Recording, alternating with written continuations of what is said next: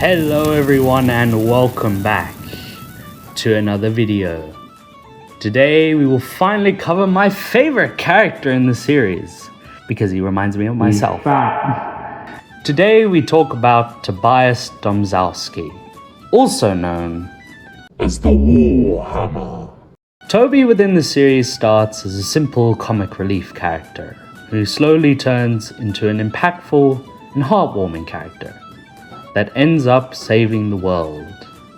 In this video, I hope to talk about the scale and magnitude of Toby's story, as he has been in a lot of Tales of Arcadia, from the start of the show to the end of the whole series. So, before I forget, remember to like, comment, and subscribe.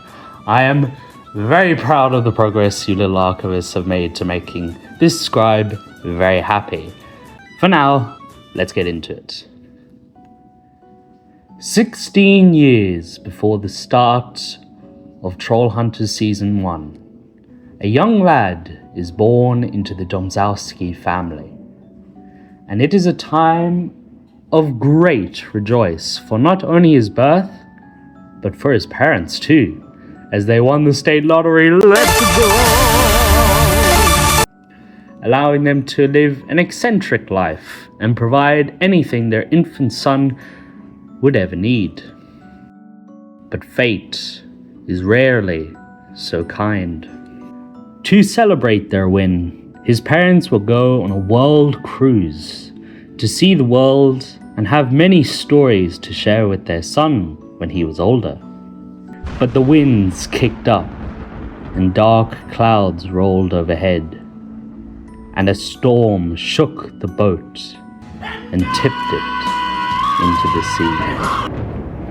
Man, if I had a nickel for any time a fictional character's parents died at sea, I'd have 2 nickels, which isn't a lot, but it's strange it happened twice. Poor reference aside, Toby was now an orphan under the care of his grandmother, who took him in and raised him under her roof. Here he would develop a love of magic, television, idolizing the series Gun Robot. These interests and a proximity to a certain house would lead him to befriend a young James Lake Jr., who had himself recently lost his father too. As he grew, Toby and Jim would become good friends. Toby would have a great respect for his grandmother as well. Despite her weird smell and peculiarities, he could never bring himself to be mad at her, as at his lowest point, she had taken him in and raised her as his own, which led to a strong and caring relationship between the two. Now we come to the start of the main series, where Toby is doing something I should do more often. Refusing to eat food. What? Refusing to eat food. And accompanies Jim to school. On their way, they both spot a pile of rubble that contains a strange glowing amulet. He thinks it's some sort of prank and that someone is watching them from afar, and tries to look up what it might be with no results. Yet later that day, Jim calls him over to show him something about the amulet. A blue glow appears as Jim reads the incantation to summon the armor of daylight. Toby starts to geek out and suggests that Jim should use his power for the betterment of mankind, and to more importantly, hurt Steve, their school bully. But before the conversation can continue to more interesting things, something walks in.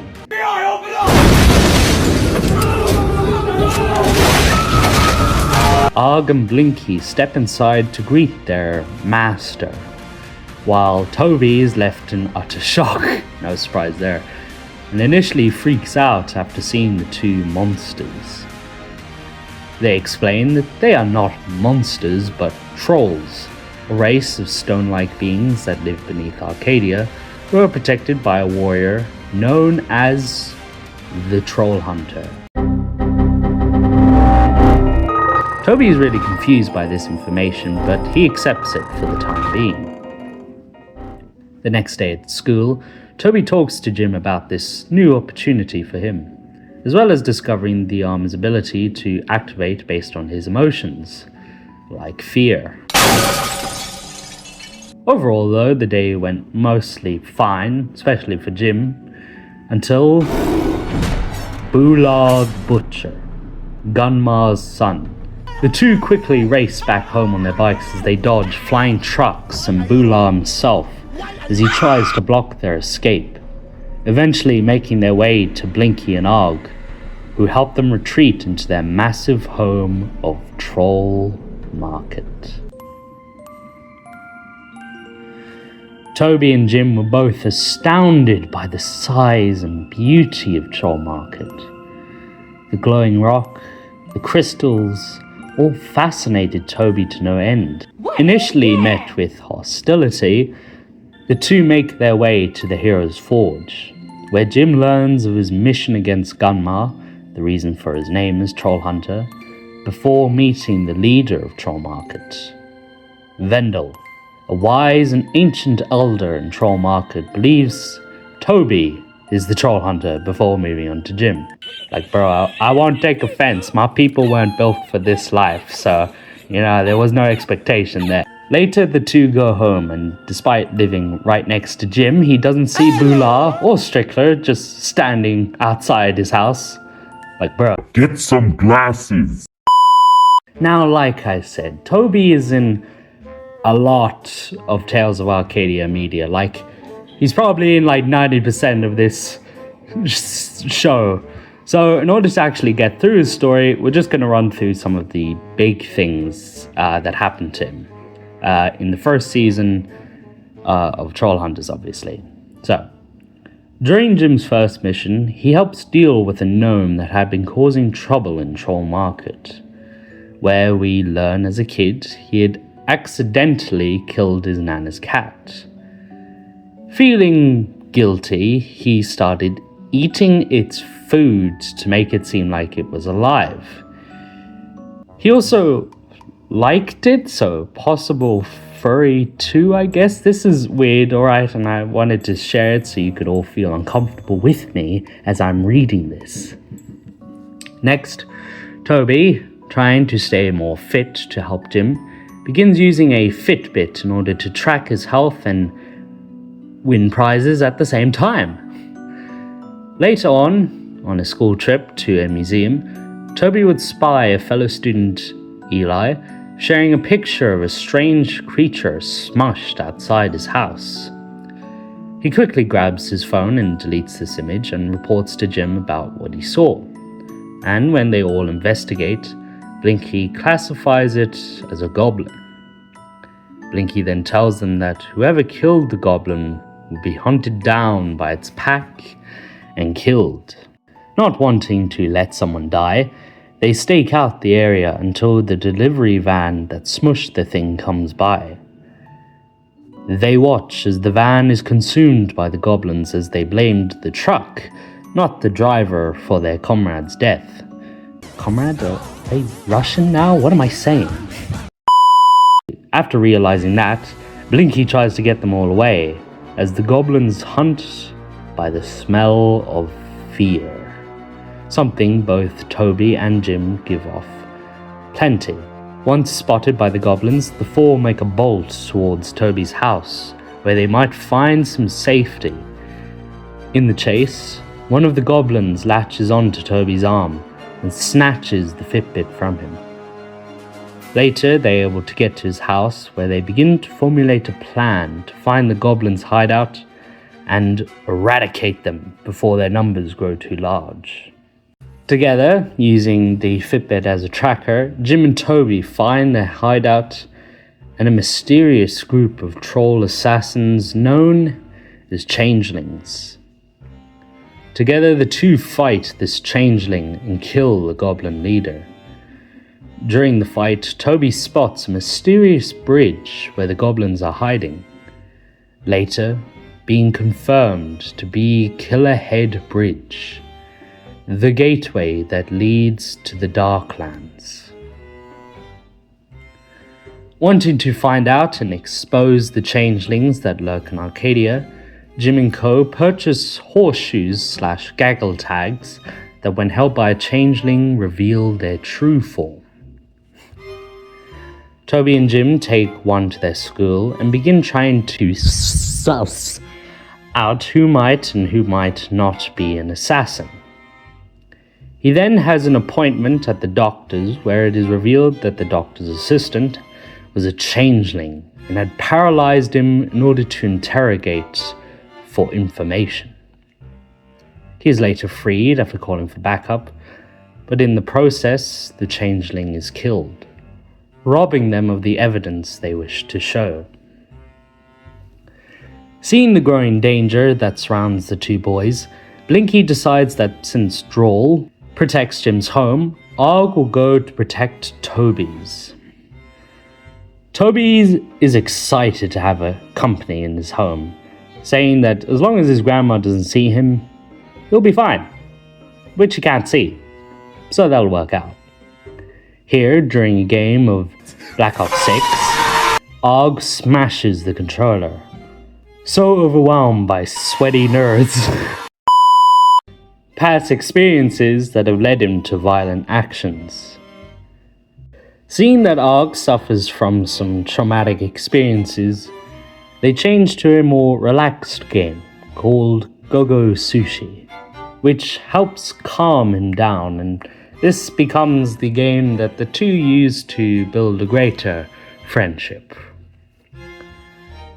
Weeks later, Jim turns 16, and while Blinky and some of the trolls try to celebrate his birthday, Jim is rather in the slum. This is where Toby reveals that for Jim, his birthday acts as a reminder of his dad leaving them, as it was on his birthday that he left, leaving behind a bite kit for him to build before taking off. The day is made even worse when Jim tells them that there is a large flying troll called a Storkling. Because of this, Jim must always be with someone at all times, for the beast to leave him alone, which they obviously fail at, leaving Jim alone to kill the beast with the power of Thor.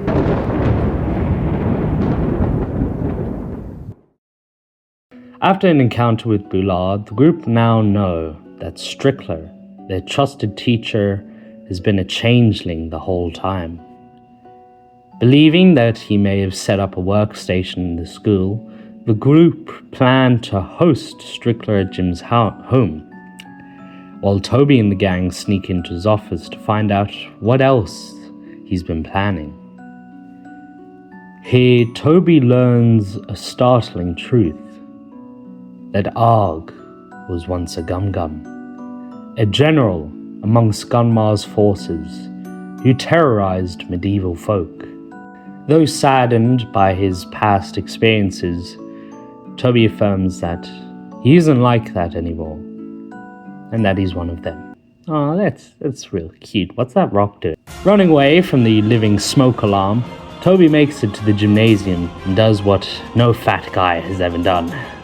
Climb a rope and evade the smoke and banishing it to the Darklands. Now we come to the finale, and Toby rocks up in the sickest strip I've ever seen and hits Strickler right where the sun don't shine. He then fails to save Blinky from death before facing some goblins. Despite their efforts, the portal still opens. Before the portal can be opened, Droll pulls out the amulet and blows up the bridge. After the fight, Toby celebrates with the rest of Troll Market at the death of Boulard, where Toby asks if the amulet gave him more out of life after all they've experienced, to which Jim says, "No, you did," which makes Toby smile, and the season ends. 2 weeks pass, with Jim and Co. still planning to go into the Darklands in order to save Claire's brother, who had been swapped with the changeling weeks prior. They also decide to bring Jim's crush, Claire, down to Troll Market after learning their secret. Here, Jim is summoned to the void, where he speaks to past Trollhunters, who tried to dissuade Jim from going into the Darklands. In the process, they help spur the group on into finding a legend that describes 3 stones connected to Gunmar's life force that may offer a weapon to kill him. These stones being the triumbic stones. With 3 locations given, the group settled on the first stone, the birthstone, that resides in a place called Gatto's Keep. Toby is gassed to go and see it, and once they arrive, they see that the mountain they walk upon is a massive troll, Gatto, and the treasure they want resides in his stomach. How do they learn this, you may ask? Well, they get eaten. Toby and Blinky then search through the treasure hoard, being careful not to touch any cursed objects before finding the birthstone. With the stone found, the 2 must now think of a way to get out, but with the tunnel leading back up being too steep, they instead opt for a the back door. Using the most dangerous weapon in what the fuck am I saying? Using the most dangerous weapon in Mexico, the taco, they manage to cause indigestion and escape the massive troll's stomach with only a slight case of shame. With 1 stone down, that only leaves 2 to go, the kill stone and the eye stone. But before they embark on any type of journey, they discover that Blinky has turned into a human. Putting their quest on pause, they instead decide to show Blinky the wonders of human life, like excessive eating and bowel problems.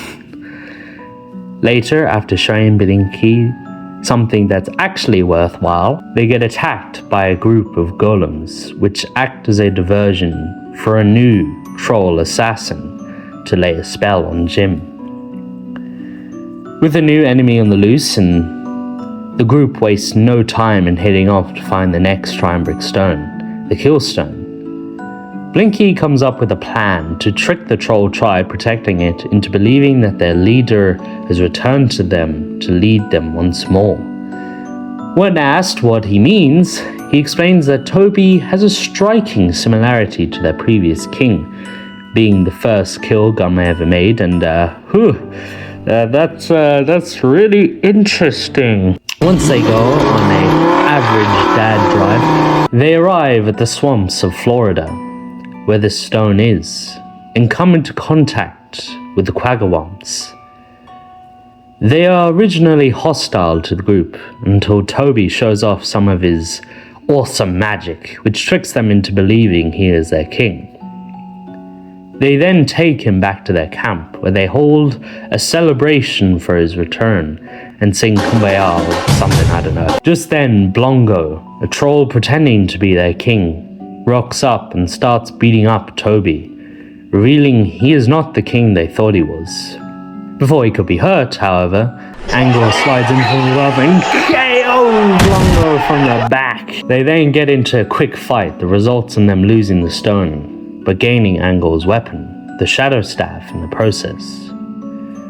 The group then make their way to the getaway vehicle, and Toby is met by one of the Quagwamps, who, despite his lie, still wants him to be their king. Toby is flattered, but tells her that he is unworthy to be their king, and that perhaps they should raise someone of their own, a queen, to be their leader instead. She smiles and hugs Toby goodbye, hoping that they one day meet again. In the next episode, Claire begins to use the Shadow Staff as her personal weapon, learning that she can create portals after imbuing the staff with extreme emotion, which makes it perfect for a war. I'm sorry, that was really bad. I apologize. Toby, feeling jealous that Claire has a cool weapon after being part of the group for just a few weeks, so measly, picks out a similarly cool weapon from the armory. A warhammer. That's too heavy. At the same time, Jim is given a small chest that is needing to be delivered to a troll, but finds that he is too busy to mail it. Thus, he gives it to Claire and Toby to deliver and mail it away, with specific instructions not to open it. They open it. Suddenly, Toby begins to experience moments of weightlessness and non-weightlessness, floating away one moment and then being glued to the ground another. He eventually makes it to Claire, who decides to help him. As long as he admits he has been a total bum to her the whole time.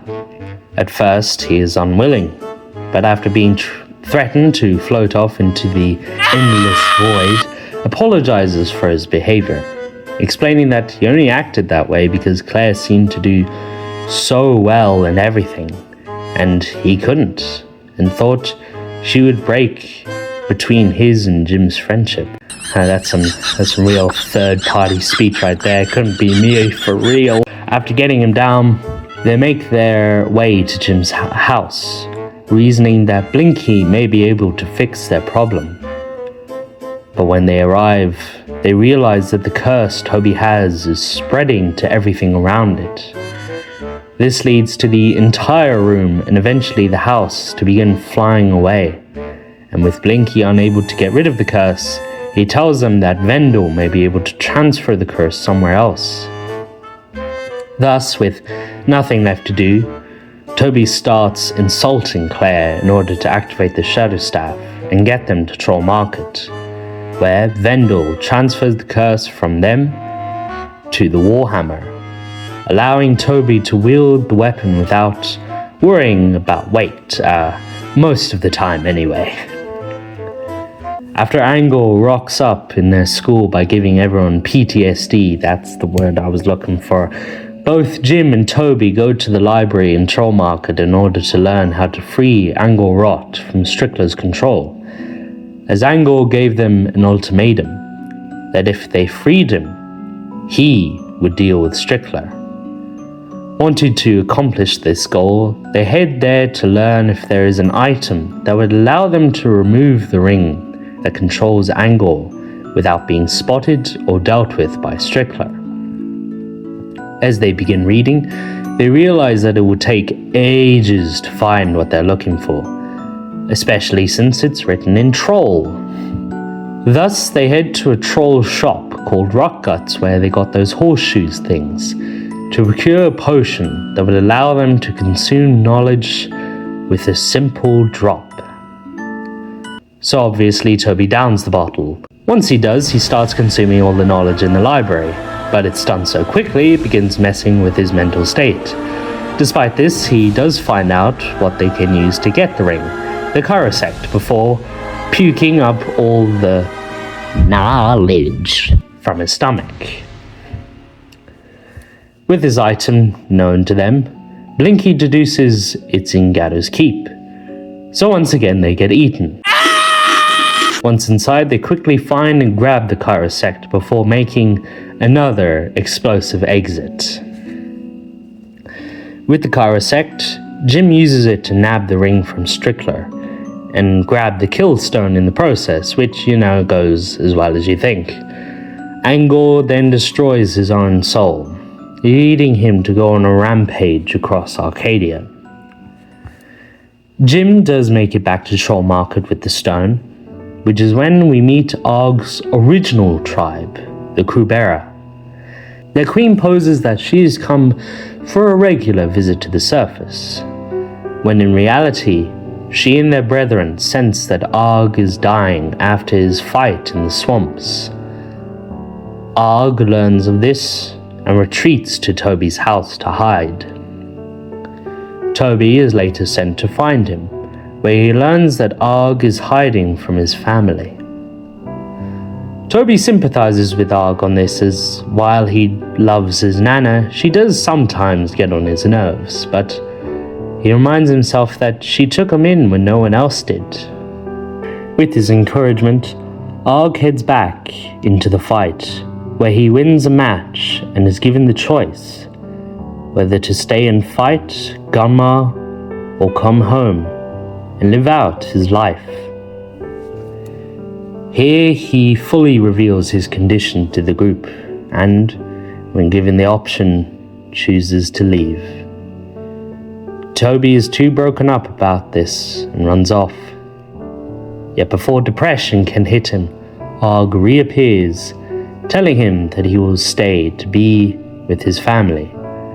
It's moments like these you look back and think, man, what can go wrong? Next, Toby helps Claire find an antidote to Jim's mother's poisoning during an attack by Angel Rot. The two sneak through the school to get back to Strickler's secret office where the cure lies. During this, they evade their teachers who are holding their school's spring fling. How many hookup events do you Americans have? Once they find the cure, they immediately get attacked by Angor, who wishes to find a way into Troll Market. But after Claire gives them a quick in the gonads, they make their escape back into the building. A small thing that's been happening in the background over the course of this season, Toby had been strangely attracted to the mole mascot in their school. It's these friggin' animal costumes, man. Who's revealed here as one of Claire's friends, Darcy, who he had previously asked her out to the dance. After he had asked every other girl to the dance. But after... Wait, hold on. What did he do again? Oh, right, he was cute. She then offers to dance with him and for him to be her duke. But enough of that lovey-dovey stuff, no one cares about that. Now we come to the epic finale, where there's soldiers, explosions, and just everything is hectic. Angor is cutting down trolls left and right. Golems are being yeeted away. It's just epic cinema. Toby is overcome by grief and starts wildly attacking Angor.